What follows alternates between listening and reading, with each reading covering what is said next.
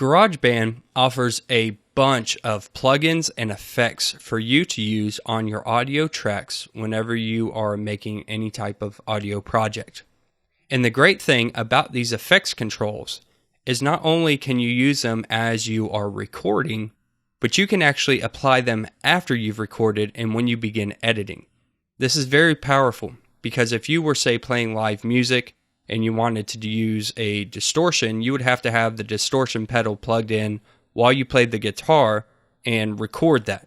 But with GarageBand, you can just record the guitar track without the distortion and then add that distortion in later. And that applies with all of their effects. So let's go ahead and take a look at some of the effects that they have. We'll first go ahead and close the library button since we don't need that at this time. And if you're not showing this keyboard, just go ahead to the top and click on Window, Show Musical Typing, and that will just allow us to play some notes on the keyboard of our computer. And you can hear how that sounds without any effects added. And of course it is using some controls for this classic electric piano, but this will be just a good starting point to show some things that we can use. So click on the Smart Controls button in the top left, and you will see the controls open up at the bottom. I'm just going to click and drag this up so we have some more room to work with. And I'm going to click on the Show Inspector button. And there's the Plugins tab here. I'm going to click on that, and you will see Audio Effects. And when I hover over this, you will see some drop-down boxes. Now, when I click on this, you will see all the plugins and effects that we can add in. And to add one, it's as simple as just finding the one you want and clicking on it.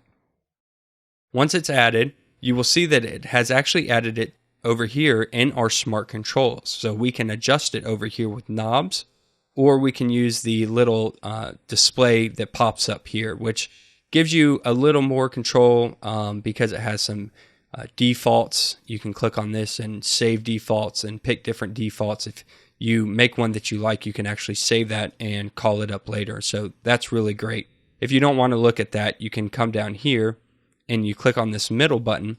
It will hide it there, but I still have some of the basic controls over on the right of our Smart Controls editor. To turn these on and off, we can just click on the power button, and you see it graded out over there, so I can hide those. We can add in multiple ones, so say I wanted to add in a distortion. I would click down here on this next one, and then add in multiple ones as we see fit. And I can reorder these by click and dragging. So if I want to move the compressor to the top, I can just click and drag that, and it will reorder it for me. To get rid of it, we don't delete it. Actually, what we need to do is we need to click on it and hit No Plugin, and that will erase it out of there. So click on that there, and we'll just get rid of these. And I can't go through every single one of these because there are just so many options and different types of effects and plugins that GarageBand has. I will talk about some of the more popular ones that you might use. And so let's go ahead and go through a couple of those now. So the first thing that we have is the amps and pedals. And we're going to talk about these a little more in a later lesson because they're pretty important to use whenever you're recording things such as guitars.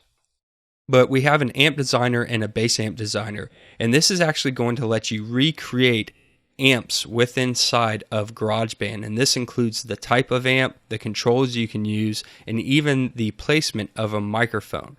Whenever you're doing live recordings, you can use microphones to get the sound out of the amp into your console or program, and based on where you place that mic is going to give you different sounds. Like I said, we'll go over this a little more later. There's also a pedal board to recreate pedals that you would use within say a guitar. If you're playing guitar and you have a bunch of different pedals, you can actually recreate a pedal board with different effects and move those around how you see fit.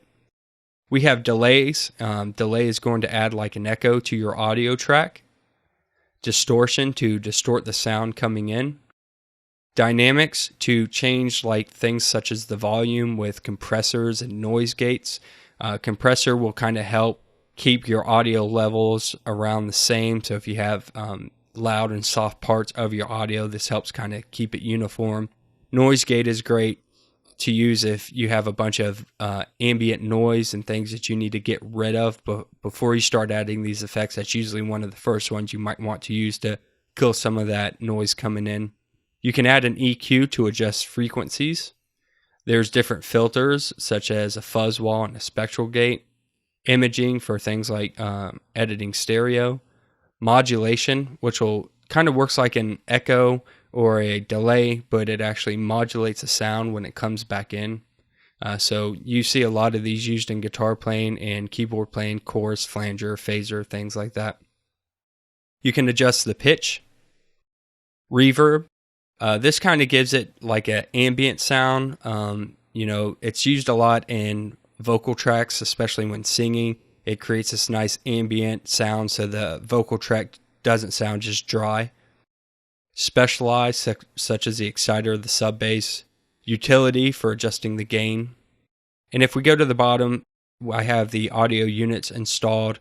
And if we click on Apple, you can see audio units effects, different effects, by different type of manufacturer to create those here. You can see a lot of the same ones and then some extra one here. So we'll go ahead and take a look at some of these. So let's go ahead and listen one more time how this classic electric piano sounds without any effects. Okay, that's just our basic sound there coming in. So let's go ahead and add something in. We'll just do, say, a simple delay. We'll click on the echo. And it's added it here. And now when I play, you can hear that echo added. And I can adjust the settings over here if I want to. Put this at 100% and it will continually echo.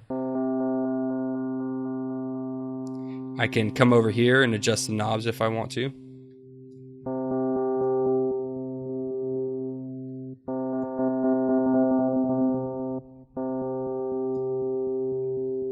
Okay, and they've also got presets, so I can come in here and I can pick a preset.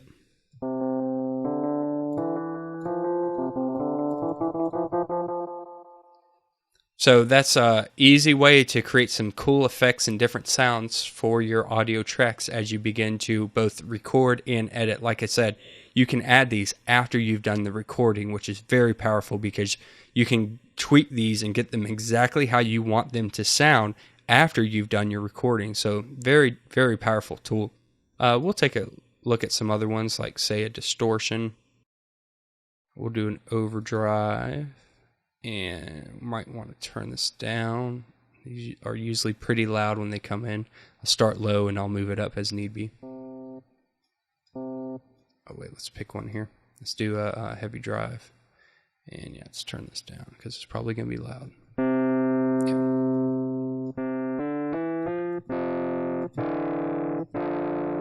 So these are the plugins and effects within GarageBand. You can do so much with them. Definitely come in here and play around. Like I said, I can't go through every single one of these and explain what every single thing means in here. It would just probably need to be a course within itself.